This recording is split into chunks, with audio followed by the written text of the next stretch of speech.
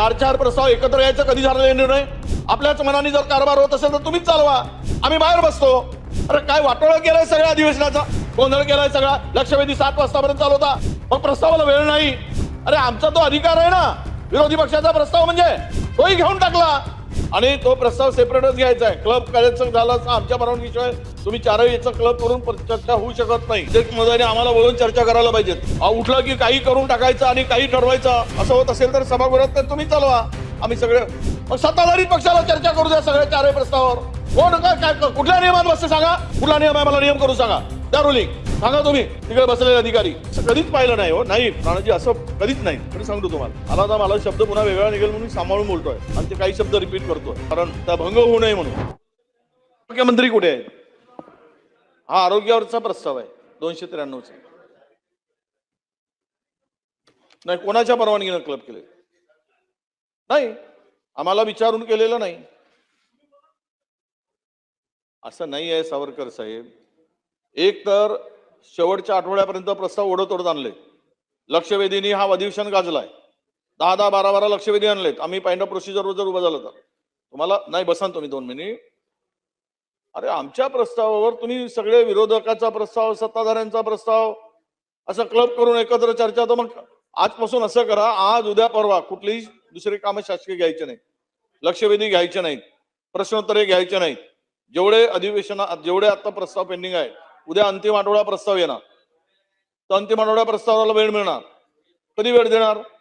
त्यामुळं मला सांगायचं आहे की तुम्ही माहिती घ्या की या प्रस्तावावर स्वतंत्र चर्चा व्हावी. मला विचारलं नाही, मला माझी चर्चा पण झाली नाही की आमच्या कोणाशी चर्चा झाली नाही की आपण हा एकत्र क्लब करून घ्या म्हणून. आम्ही आपल्या आरोग्य विभागावर बोलायला आलो. मग मंत्री तर पाहिजे ना आरोग्य विभागाचे. असं नाही होत ना, तुम्ही असं रेटून नेऊ नका. शेवटचे 2-3 दिवस आहेत. अरे आता मंत्र्यांनी तरी उपस्थित, राज्यमंत्री आहेत, राज्यमंत्र्यांनी तरी उपस्थित राहायला पाहिजेत. आपण राज्यमंत्री त्यासाठीच तयार करतो. आम्ही बोलायला उभे झालो, आम्ही पक्षाचे नेते म्हणून, आणि इथे कोणी नसल्यावर काय बोलणार? कोणाकडे बोलणार? मंत्री महोदयांना बोलवा. हा, कोणीतरी असावेत, आम्ही असं म्हणत नाही. मंत्री किंवा राज्यमंत्री महोदयांना बोलवा आणि तो प्रस्ताव सेपरेटच घ्यायचा आहे. क्लब करायचं झालं असं आमच्या परवानगीशिवाय तुम्ही 4 याचा क्लब करून चर्चा होऊ शकत नाही. अध्यक्ष महोदयाने आम्हाला बोलून चर्चा करायला पाहिजे. ती पद्धत आहे, परंपरा आहे. उठलं की काही करून टाकायचं आणि काही ठरवायचं असं होत असेल तर सभागृहात तर तुम्ही चालवा, आम्ही सगळे सांगा. 4 प्रस्ताव एकत्रित घेतलेले मगा तालिका अध्यक्ष केळकर साहेबांनी त्याची घोषणा सभागृहात केलेली आहे आणि त्याच्यावरती चर्चा घडते. एकदा निर्णय घेतल्यानंतर तो निर्णय मला बदलता येणार नाही. माननीय मंत्री महोदयांना मी बोलवतो. प्रथा परंपरेनुसार तालुका अध्यक्षांनी एकतर असा क्लब करायचा, त्यांना ठीक आहे तिकडे तालुका अध्यक्ष म्हणून बसतात, पण असा निर्णय कधीच झालेला नाही. 4 प्रस्ताव एकत्र यायचं कधी झालेला निर्णय? आपल्याच मनाने जर कारभार होत असेल तर तुम्हीच चालवा, आम्ही बाहेर बसतो. अरे काय वाटोळा केलाय सगळ्या अधिवेशनाचा, गोंधळ केलाय सगळा. लक्षवेधी 7 वाजतापर्यंत चालवता, मग प्रस्तावाला वेळ नाही.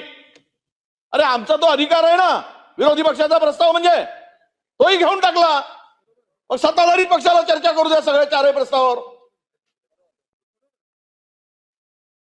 कोण काय कुठल्या नियमात बसते सांगा, कुठला नियम आहे मला नियम करू सांगा, त्या रुलिंग सांगा तुम्ही.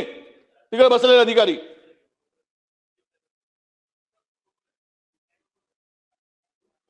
मी आता आरोग्य विभागावर चर्चा करायला आलो आणि 4 आम्ही कुठे माहिती घेऊन आणलो?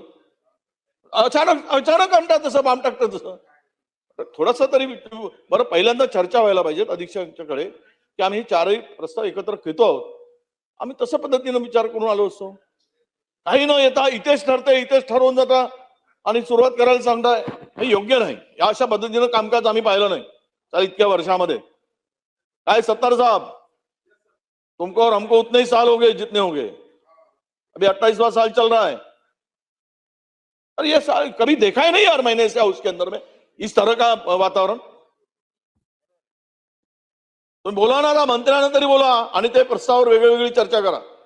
असं नको. अध्यक्षांच्याकडे बैठक लावा आणि एकदा होऊन जाऊ द्या. आमच्या सगळ्या नेत्यांना बोलवा, आम्ही सगळं ठरवा. तुमचे प्रमुख बोलवा, संसदीय कामकाज मंत्र्यांनी किमान औचित्य तरी आपल्या संसदीय मंत्र्यांनी तरी सांगायला पाहिजे, विचारायला पाहिजे.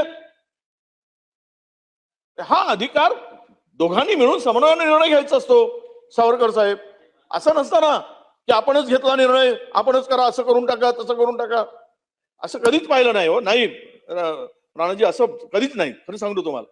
मला शब्द पुन्हा वेगळा निघेल म्हणून मी सांभाळून बोलतोय आणि ते काही शब्द रिपीट करतोय, कारण त्या भंग होऊ नये म्हणून.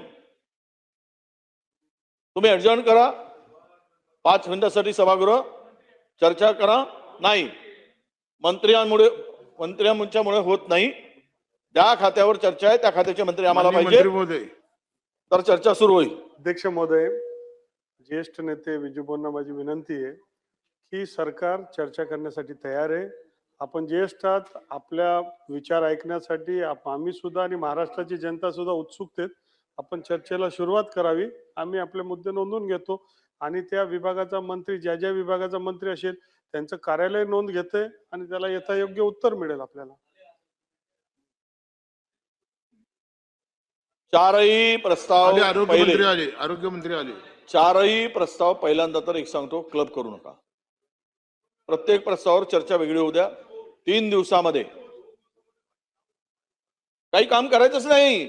आता सत्ताधारी आणि विरोधकांचे प्रस्ताव हे 3 दिवस अशासकीय कामकाजासाठीच वाढवलंय. बीएससी मध्ये आपण त्यासाठीच वाढवलंय आपले 3 दिवस. तुम्ही कशाला उद्यापासून लक्षवेधी वगैरे नका लावू, लक्षवेधी वगैरे नका घालू. कुठले बिल नाही आता उद्या झाले. आता खूप, एक तर मंत्र्यांनी बसायचं नाही, बिल आलं की येऊन बसायचा, बिल काढून जायचं नाही, पडून जायचा. ही कुठली पद्धत आहे? अध्यक्ष महोदय, 293च्या प्रस्तावावर आज बोलण्यासाठी मी उभा आहे. अध्यक्ष महोदय, आरोग्य विभागाच्या संदर्भात